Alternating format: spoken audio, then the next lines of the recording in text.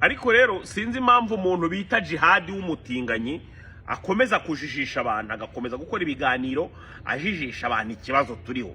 Maginga ya ngaya turi ku kibazo kigira kiti jihadi ko mwagiye mugakusanya amafaranga avuye mu banyarwanda bakunda igihugu bari hanze ahantu hose, bakohereza amafaranga bagira ngo bagiye gufasha abana b'abanyarwanda kwisiramuza.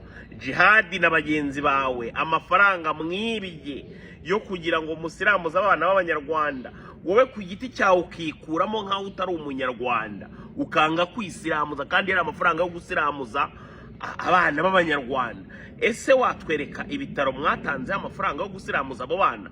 Ese ni umubare w'abana bangahe mwasiramuje jihadi ko wowe utagiyemo kandi nawe ubwawe udasiramuye? Jihadi ikindi kintu nagira ngo mubaze, abantu mwatangiranye umushinga wo kujya gusaba icyangombwa cyo gusambanya amatungo ni bande? Ese mumaze kugera ku matungo angahe muyasambanya? Wamenya neza ko gusambanya itungo ari icyaha gikomeye cyane, ariko ukaza kumugaragaro ukavuga ngo mu Rwanda musambanya amatungo wowe na bagenzi bawe. Ibyo bintu bizagukoraho shaka.